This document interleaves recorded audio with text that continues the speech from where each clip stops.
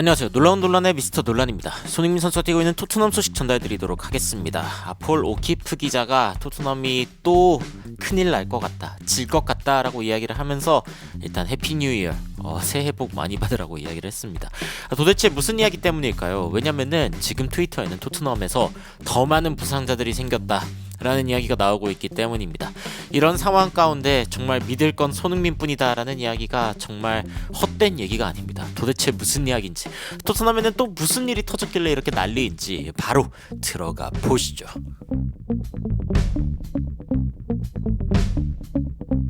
폴 오키프 기자가 트위터에 이런 이야기를 했습니다. I'm avoiding this place when the team drops tomorrow. 내일 토트넘이 질 때 나는 더 이상 여기에서 뭔가 이야기하기 어려울 것 같다. 해피 뉴 이어 라고 이야기하면서 뭔가 토트넘에 문제가 있음을 암시하는 그런 글을 올렸습니다.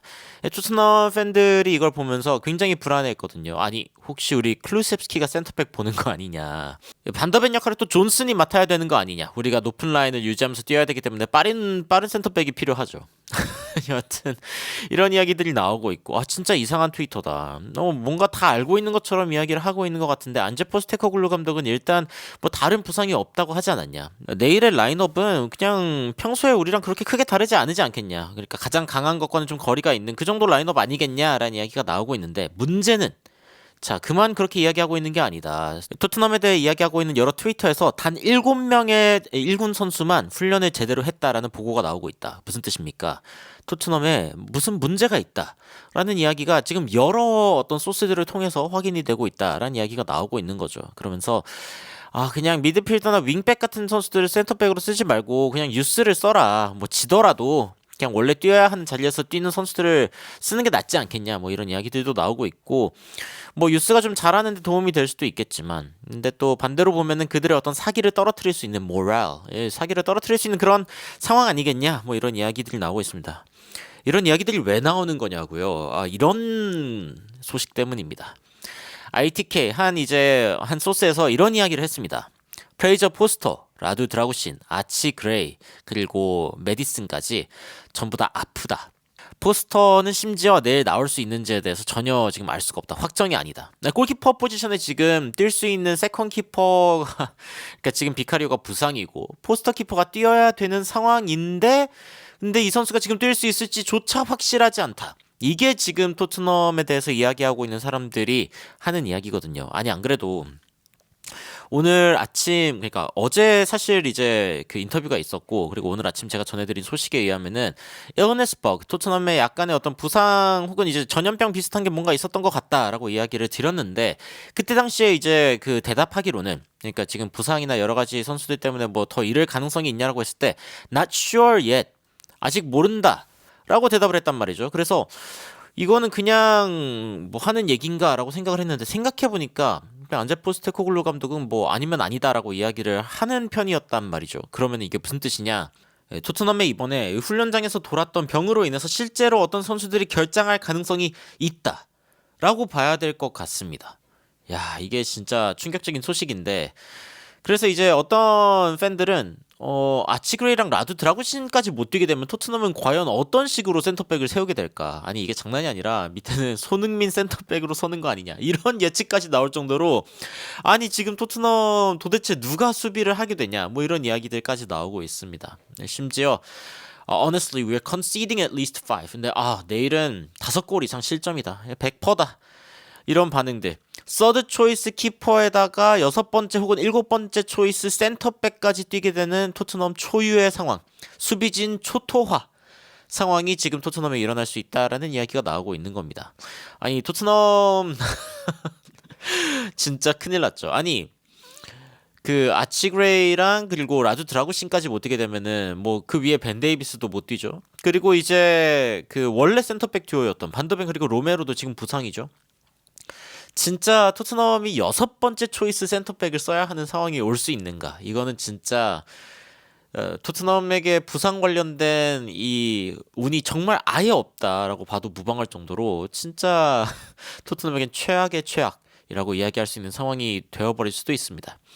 지금 이제 또 나오고 있는 이야기 중에 하나가 이제 풋몹에서 실제로 토트넘 선수들에 대한 레이팅을 어떻게 했는지에 대한 분석도 나오고 있는데, 지금 최상단에 있는 선수들이 포로, 클루셉스키, 우도기, 솔랑키, 존슨 이런 선수들 이제 많이 뛴 거죠. 이쪽 위로 위에 있을수록 많이 뛴 선수들이고 오른쪽에 있을수록 이제 에버리지 레이팅이 좋은 선수입니다. 근데 평균 평점이 가장 높은 선수가 누구냐? 약간 많이 못 뛰기는 했지만 메디슨이고요. 그 다음이 바로 손흥민 선수입니다. 그만큼 손흥민 선수는 여전히 토트넘에서 중추적인 역할을 하고 있다라는 게 통계가 아주 극단적으로 증명하고 있는 그런 부분 중 하나인 거죠. 그런데 이제 그 밑에 또 누가 있냐라고 봤을 때 비카리오, 로메로, 반창쿠르 이런 선수들이 있고요. 반창쿠르는 확실히 이제 출전 시간이 적죠.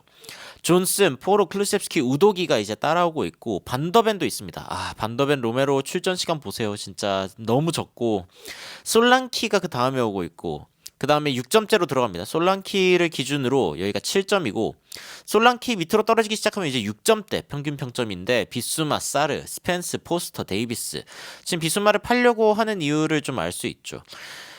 그리고 이제 히샬리송 단 한 번 출전에 바로 부상 다시 재부상 베르발, 그레이, 드라구신, 베르너, 오드베르모 지금 여기 아치드라구신이 아니죠. 아치그레이랑 그리고 드라구신 조합이 평균 평점이 굉장히 낮은 걸 볼 수 있는데 반더벤 로메로 같은 경우에는 굉장히 높은 걸 볼 수 있죠. 그래서 토트넘의 전력이 굉장히 큰 손상을 당했는데 이 선수들마저 못 뛰게 된다.